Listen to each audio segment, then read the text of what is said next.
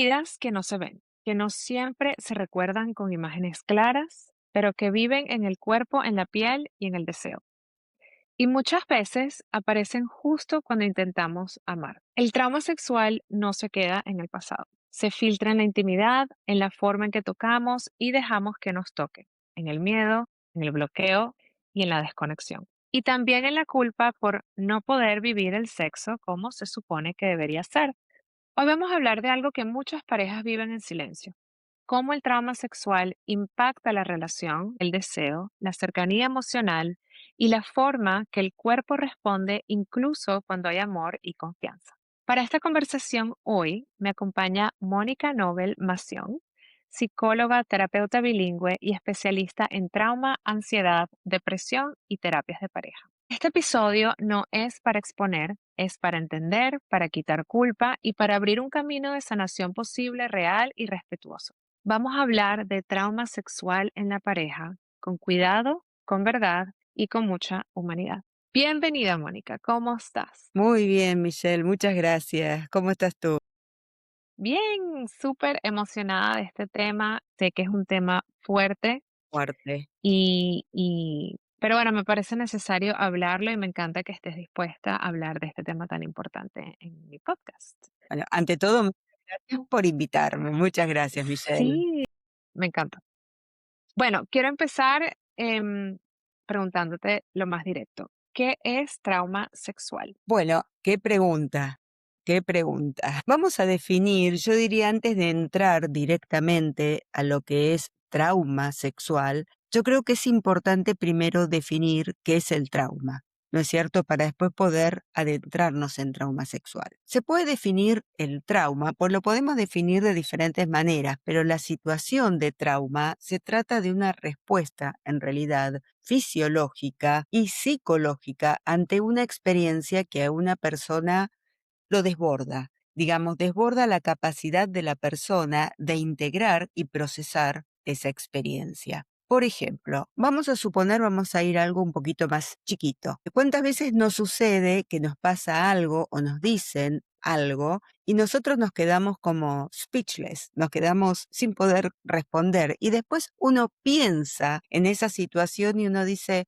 ¿por qué no le habré dicho esto o por qué no le habré respondido de esta manera? ¿Por qué? Porque el cerebro necesita, es una realidad, digamos, en los procesos del cerebro, necesita primero recibir la información, después necesita procesarla para después integrarla al cuerpo. En lo que es el trauma, justamente el cerebro recibe la información, pero no tiene la capacidad de procesarla y de integrarla. Entonces, cuando hablamos de un trauma sexual, es un trauma, es una experiencia que vive la persona en mente, en cuerpo, y deja consecuencias neurobiológicas, ¿no es cierto? Donde la persona no tiene la capacidad de procesarla y de integrarla. Ahora, Mm, una persona, dos personas, vamos a suponer, pueden vivir el mismo hecho, la misma situación traumática, y las consecuencias pueden ser completamente diferentes. ¿Por qué? Porque primero que tiene que ver cómo la persona reacciona. Y hay diferentes formas en que la persona reacciona. Porque la persona puede reaccionar peleando, puede reaccionar huyendo, puede reaccionar frizándose, o puede existir una desconexión del cuerpo y de la mente. Entonces, y esto es algo automático, no es algo que la persona en realidad define en el momento. Uno, elija. exacto, la persona no lo elige. Entonces, frente a esa situación, digamos, dos personas que viven la misma situación traumática sexual pueden tener consecuencias completamente diferentes. También tiene mucho que ver con la edad de la persona, el contexto de la persona, la primera infancia, ¿no es cierto? Y el apoyo que han recibido frente a esa situación traumática, Claro, me ¿sí? encanta esta explicación. Y pasa en todos los traumas, ¿no? Por ejemplo, en un accidente de carro. Las Exacto. mismas personas, una puede terminar traumatizada con ese choque y no sé, no le da miedo montarse en el carro, flashbacks, todo eso, y la otra persona pues lo procesó bien como un accidente, no pasó nada y pues esa persona no tiene el trauma. más o menos Exacto. lo mismo. Perfecto, perfecto lo que estás diciendo, porque hay gente que frente a una situación, no sé, un accidente, dicen: "No vuelvo a manejar nunca más, no quiero manejar nunca más". Y hay gente que dice: "Bueno, es parte de la vida", ¿cierto? Y bueno, vuelve a manejar y lo toma como un desafío. Exacto. Solamente que en el trauma sexual, el cuerpo, porque el cuerpo nos habla y el cuerpo se cierra. Entonces, yo siempre digo que frente al trauma sexual, el cuerpo no se rompe, pero el cuerpo aprende a defenderse y a protegerse. Ese es el punto acá. Y muchas personas, pienso yo, que creen que el trauma aparece solo, como tú dices, pero se activa cuando hay cercanía, vulnerabilidad, la intimidad.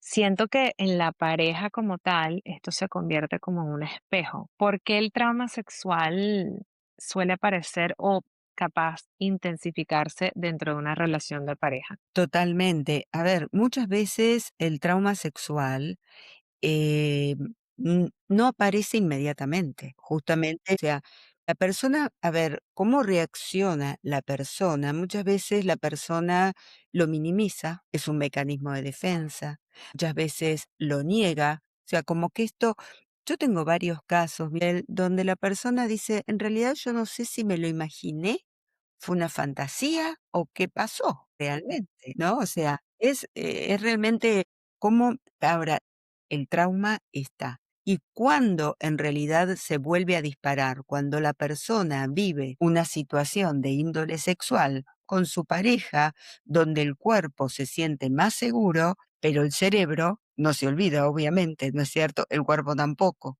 Entonces el cuerpo se cierra, ¿cierto? El cuerpo se cierra y, digamos, ahí empezamos como una desconexión del cuerpo y la mente, porque muchas veces la mente dice que sí, que quiere estar con esa persona, quiere disfrutar con esa persona, pero el cuerpo dice que no. Estamos hablando del lenguaje corporal, del lenguaje del cuerpo.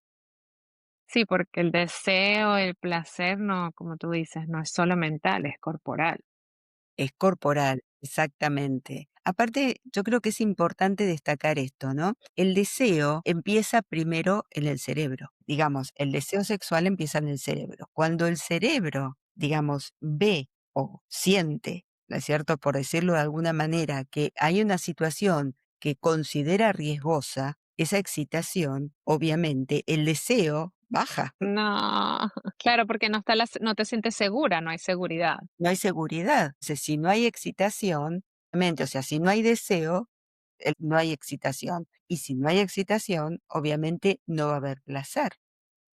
Entonces, ahí es donde viene, ¿no es cierto?, como el mecanismo. Hay personas y que en la clínica se ve como falta de lubricación o también disfunción eréctil, por ejemplo. Es, digamos, y que la persona muchas veces no lo sabe, no sabe el por qué. O hay gente que plantea, por ejemplo, estoy haciendo el amor con mi pareja y de repente me pongo a pensar en las compras que tengo que hacer. O sea, hay una Claro, desconexión. se desasocian, se dice, ¿no? Exacto, Desasocie, no sé en exacto. español. Sí, hay una disociación, digamos. Okey, Hay una claro, disociación del cuerpo y de la mente. Entonces, la mente dice: "Sí, yo quiero disfrutar, yo quiero estar bien", pero el cuerpo dice: "No, no". Este es como el gran es interesante esto porque uno piensa, bueno, ¿cómo si uno quiere algo, no lo va a hacer? Y esto obviamente trae problemas en la pareja, porque ahí viene, obviamente, sí, trae grandes problemas, primero porque, digamos, la pareja se siente rechazada, obviamente. Es decir, y no hay peor cosa que el rechazo. Pero la persona que vivió un trauma sexual se siente presionada. Encontramos, ¿no es cierto?, claro. las 2 cosas acá. Ese es el gran tema Empieza la acá. dinámica del que insiste, push away, el que se aleja y el otro insiste más y okey. Y te hago una pregunta, ¿por qué algunas personas que han sufrido un trauma sexual buscan intimidad o contacto sexual con más frecuencia que antes? Porque están como que el blanco y negro, ¿no? Están los que no, no quiero nada y están los que quiero más. Qué buena pregunta, porque, ¿sabés que muchas veces personas que han sufrido un trauma sexual consideran que después se han vuelto adictos sexuales. Y no es eso, no se trata de eso. Primero se trata de un mecanismo de autorregulación, es decir, la persona necesita internamente, inconscientemente, saber que puede controlar, ¿no es cierto? Es decir, está pudiendo cuando vivió un trauma sexual, donde no tuvo control, quizás fue una situación amenazante o fue una situación manipuladora, donde no dio el consentimiento. Muchas veces la persona inconscientemente necesita empezar a vivir situaciones sexuales donde pueda tener el control. Por otro lado, se trata de un mecanismo de autorregulación, es decir, hay una cuestión como de compensación donde la persona necesita empezar a sentir que puede, digamos, compensar, digamos, esta cuestión donde fue vivida de una manera terrible, ¿no es cierto? A decir, bueno, ahora yo tengo el control y es una manera también de poner límites. Es decir, ahora mando yo. Este es el punto. Y no se trata acá de una, digamos, adicción sexual, pero se ven en muchos casos donde la persona dice, no sé qué me pasa, necesito tener más sexo, más sexo, más sexo. Y no es eso. En realidad, se trata de un mecanismo, digamos, inconsciente de autorregulación. Interesante. Y me imagino que mucha gente que no lo ve o lo reconoce así, ¿no? Me imagino que llegan a ti nada más como que algo está pasando, pero no sé cómo identificarlo. Totalmente. A ver, es muy común que lleguen parejas con problemas, una disfunción en la comunicación. ¿Por qué? Porque el tema no se habla. Es decir, en general no lo traen como tema tenemos problemas sexuales.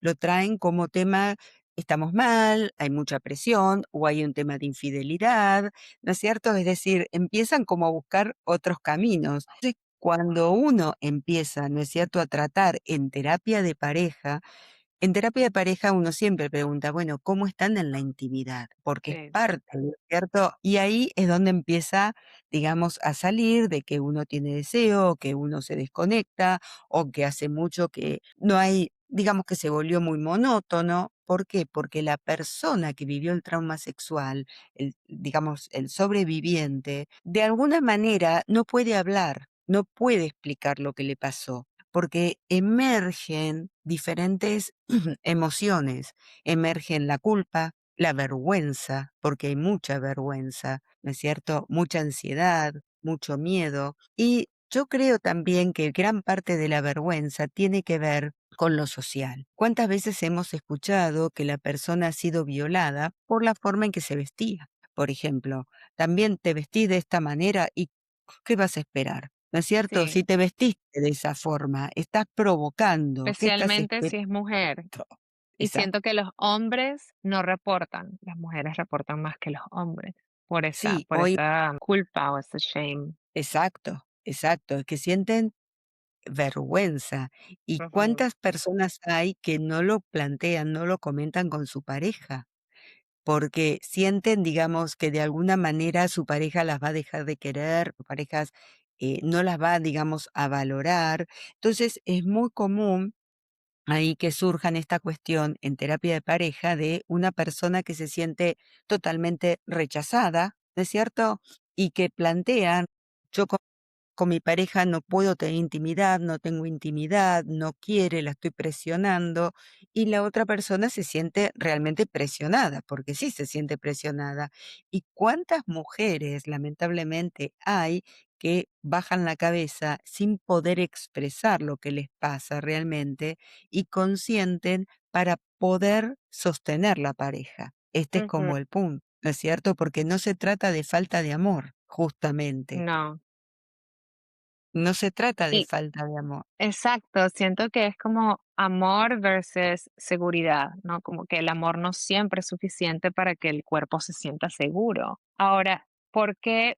No sé, tal vez podemos hablar un poquito más de eso, ¿no? Porque a veces hay amor, hay confianza, pero el cuerpo sigue bloqueándose. Totalmente, porque así como estábamos hablando de que, digamos, hay una desconexión, una disociación del cuerpo y de la mente puede decir, sí, estoy segura con esta persona yo me estoy bien, ¿no es cierto? La amo, me ama, pero el cuerpo dice que no, es el lenguaje corporal. Es decir, la mente se siente segura.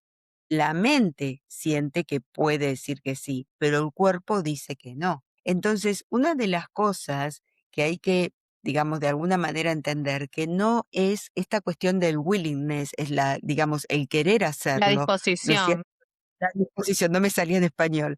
La disposición, ¿no es cierto?, para querer hacerlo, ¿no es cierto? Esta es cuestión de decir: "Tengo voluntad, pongo toda mi fuerza de voluntad", no es suficiente para volver a conectar el cuerpo con la mente. Es decir, cuando se produjo esa disociación, no es, digamos, la persona no es una cuestión de: "Okey, voy a poner mi voluntad y lo voy a hacer". No, es necesario pedir ayuda profesional realmente, porque, digamos, la mente quiere una cosa y el cuerpo quiere otra. Entonces, el cuerpo vivió una experiencia totalmente traumática, estamos hablando de trauma sexual, ¿no es cierto? Entonces, de haber flashbacks, que puede haberlo, ¿no es cierto? Y lo hay, lamentablemente sí, pero muchas veces cuando la persona lo niega, esta cuestión de negación, un mecanismo totalmente inconsciente, la persona empieza a dudar de sí misma. Ese es el punto. Entonces, no quiere decir que no haya habido trauma sexual. Hubo, pero está como totalmente disociado. Es decir, como en otra parte, y donde se vive es justamente en el cuerpo. en ese momento. Ahora, siento que muchas personas van a tener esta pregunta, sé que yo la tengo. ¿Qué señales nos indica que una dificultad sexual puede estar relacionada con un trauma o simplemente con falta de deseo? ¿Cuáles son esas señales que diferencian? Bueno, a ver, esto es como que hay una sobreposición o overlapping, ¿no es Ok, cierto? Vamos a partir de algo. Cuando hay amor, hay motivación y hay ganas de resolver el problema. Partamos de ahí, es decir, hay motivación. Frente a un trauma sexual puede haber falta de deseo, porque como decíamos antes, ¿no es cierto? El deseo, todo deseo en realidad, empieza en el cerebro. Cuando el cerebro de alguna manera ve una situación, digamos, que puede, entre comillas, llegar a ser riesgosa, el cerebro, digamos, ese deseo, digamos, empieza a disminuir. Este es como el gran punto. Entonces, hay una cuestión acá, yo diría, de alguna manera, planteemos la diferencia entre lo que es falta de deseo hacia yo lo primero que pregunto es, ¿tenés falta de deseo hacia esa persona? ¿Te gusta otra persona? Es decir, a veces está la cuestión, sí, hacia esa persona tengo falta de deseo, pero me gusta otra persona. Entonces, hay una falta de deseo a determinada persona. Ahora, cuando la persona dice realmente yo no tengo ningún deseo, no tengo deseo realmente, pero a esta persona la amo y quiero resolver el problema porque está interfiriendo y hay mucho problema en mi pareja, entonces ahí se nota claramente que no es falta de amor, que hay una cuestión de trauma, realmente de trauma sexual. Este es como el gran punto, ¿no es cierto? Ahora, no nos olvidemos que el deseo empieza en el cerebro. Este es como el gran punto, la ¿no es clave. cierto? Es la clave. Yo les pregunto Ok. siempre a las parejas,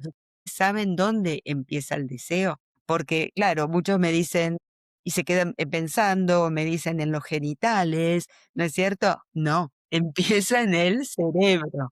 Este es como el gran punto, ¿no es cierto?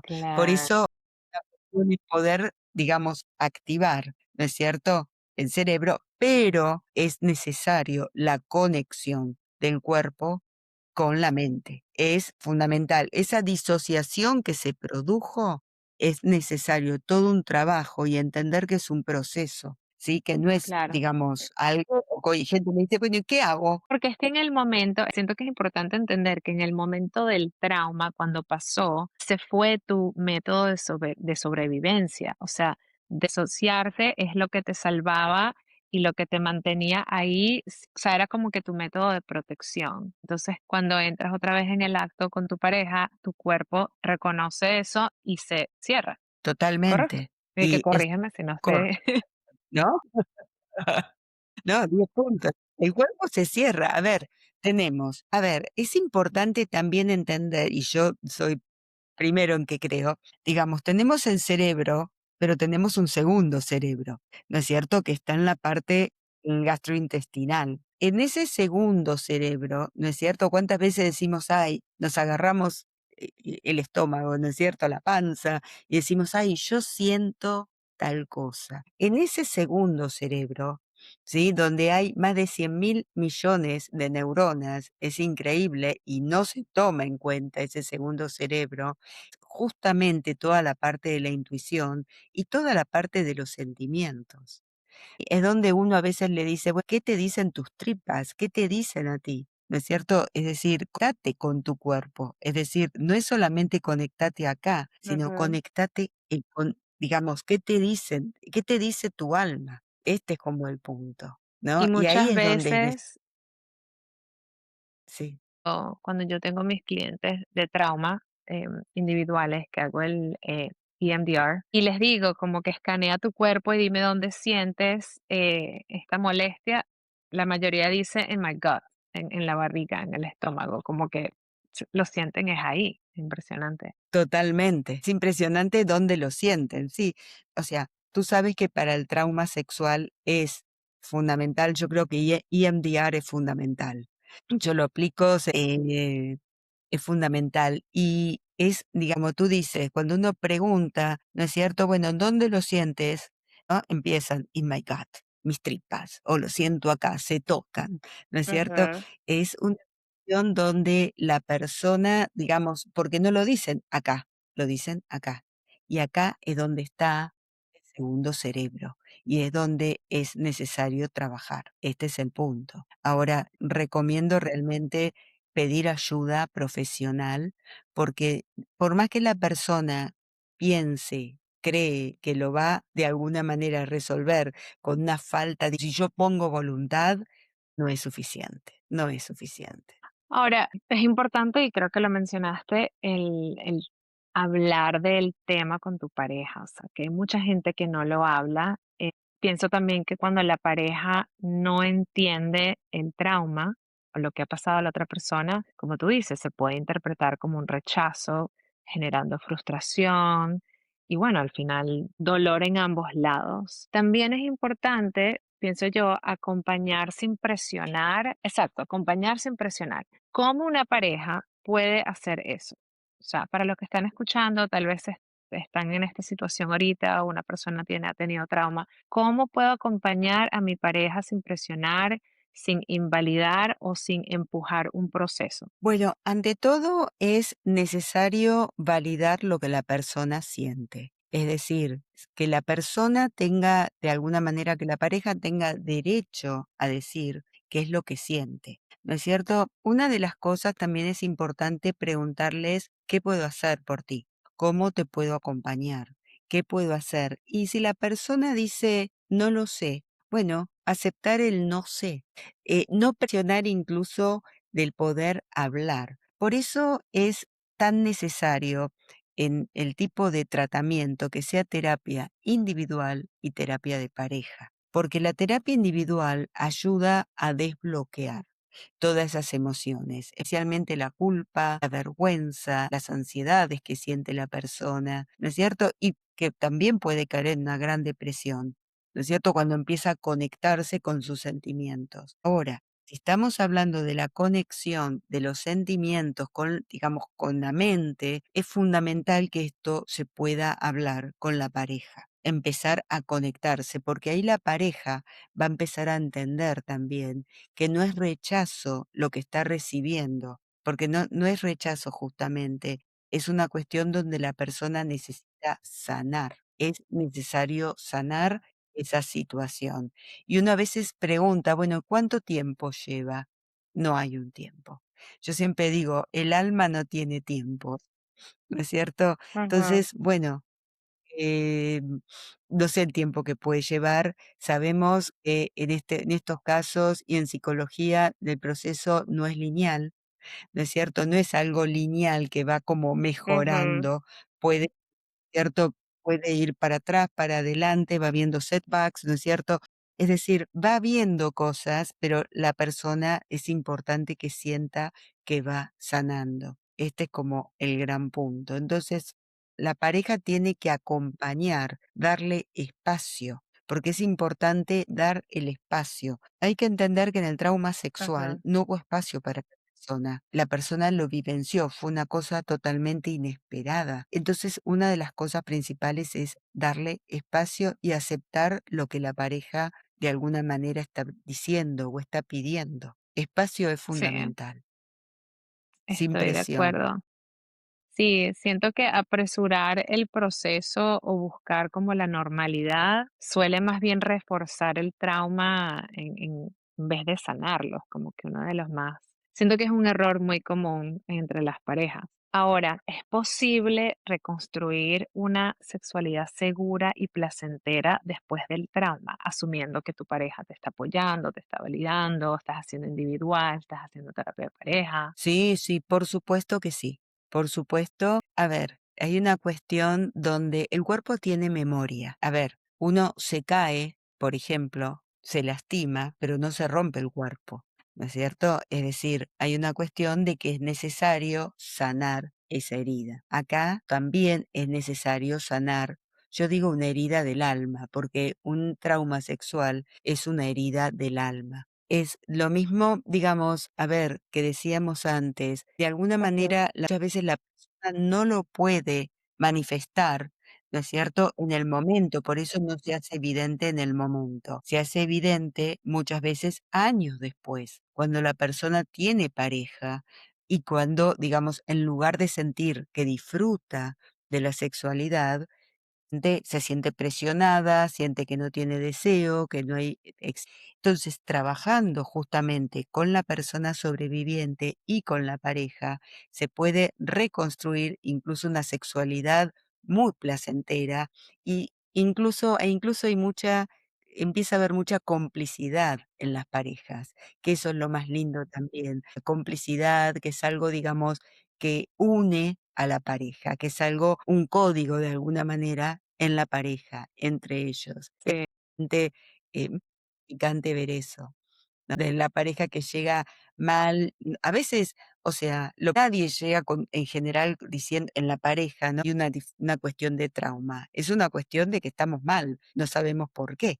Y ese es el claro. punto, ¿no es cierto? Y muchas veces y no es que están No. en Y absoluto. siento que hasta las parejas que han hablado de que sí, yo tengo trauma, cual a veces no lo identifican, como que no, como tú dices, o sea, todo empieza porque estamos peleando o ella quiere más, él quiere menos, o sea, la diferencia del deseo y no lo relacionan con el hecho del trauma, o tal a veces sí se lo imaginan, pero no saben, no están, sabes, como que no, nadie les ha hablado de este tema, nadie les ha hecho ver cómo afecta la relación, que no es nada más individual, es la relación. Totalmente. A ver, fíjate qué pasa, por ejemplo, en el varón cuando tiene un problema de disfunción eréctil. O sea, no lo asocian a una situación traumática, quizá a una violación, a un abuso sexual, que ya hayan tenido en la infancia. Entonces, es que lo primero que dicen, bueno, voy a consultar al médico. El médico no le encuentra nada porque realmente físicamente no tienen absolutamente nada. Entonces, ¿qué pasa? La pareja lo que plantea es, yo no le atraigo, algo le pasa, no tiene erección o tiene y la pierde conmigo. ¿Qué es lo que está sucediendo?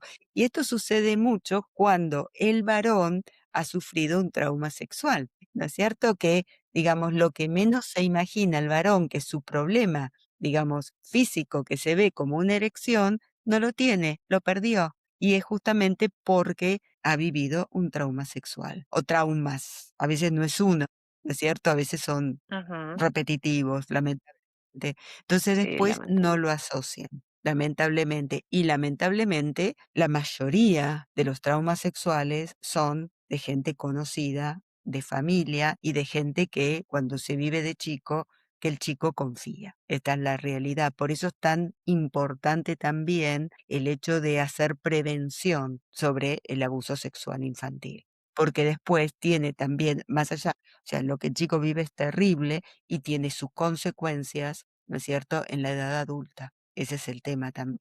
Y el chico y la persona adulta no lo asocia. Ese es el gran tema. No lo asocia. Lo toma como algo que pasó, como algo terrible, o muchas veces, obviamente, sienten vergüenza, entonces nunca lo van a hablar. Entonces, Sí, el hecho acá es importante y realmente yo creo que es importantísimo lo que tú estás haciendo, Michelle, de difundir esto, porque que la gente empiece a tomar conciencia que muchas veces no tiene que ver con la parte física, no empezar a pensar sus propias experiencias, qué es lo que ha sucedido.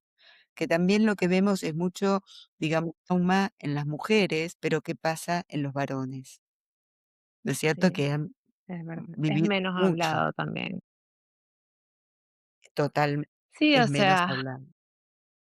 yo pienso que muchas personas aman profundamente, pero viven en un conflicto con su cuerpo. Y pienso que gente que hable de esto, escuchar un mensaje de validación, o sea, puede cambiarlo todo. Y como que si no seguimos teniendo Totalmente, estas conversaciones y que o sea, porque digo, a veces tomar el paso de que, bueno, reconozco que algo está pasando en mí a buscar ayuda, a veces es como que un salto grande para algunas personas y a veces la gente escucha un podcast o lee un artículo o sigue una persona en Instagram y se va educando hasta que toman el salto que ya es como que la ayuda profesional. Entonces, cualquier cosa que estés haciendo, si estás escuchando, o sea, es algo, todo ayuda. totalmente.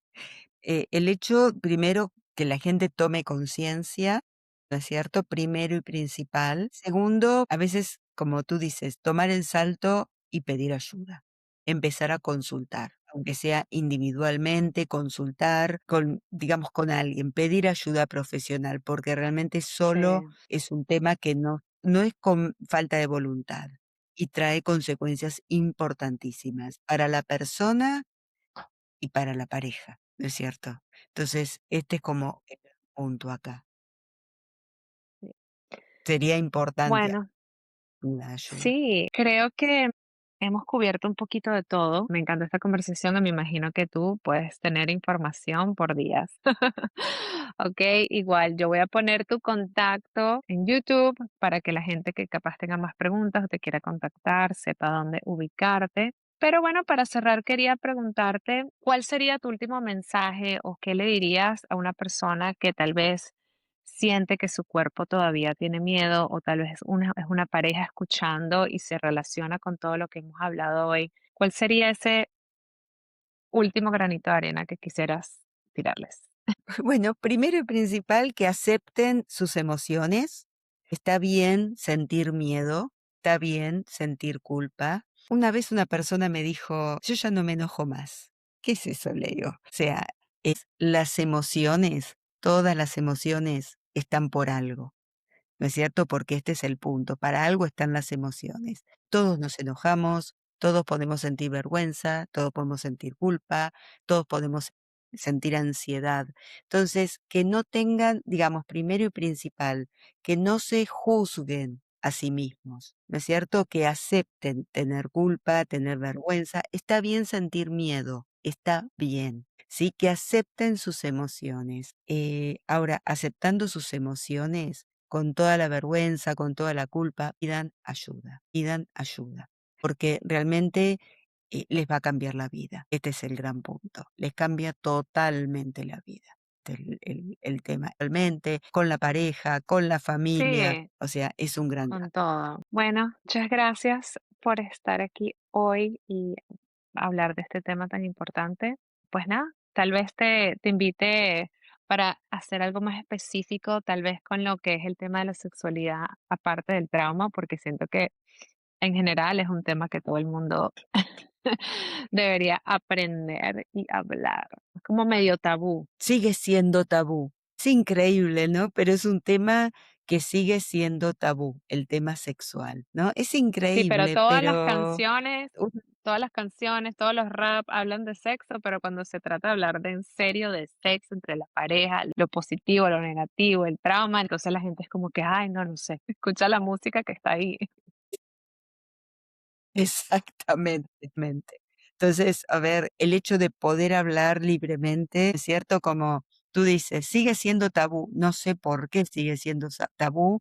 Yo creo que también es un tema de educación social, donde no se da realmente educación sexual en las escuelas, pero no educación sexual desde la parte biológica, desde la parte de los sentimientos, desde la parte del amor, ¿no es cierto? No se da Sí, esta cuestión, digamos, no se habla de sexualidad, cuando es algo totalmente natural y es algo biológico y es algo que pertenece, ¿no es cierto?, a la raza humana, a la raza animal. Entonces, a ver, ¿por qué? ujú, No lo sé.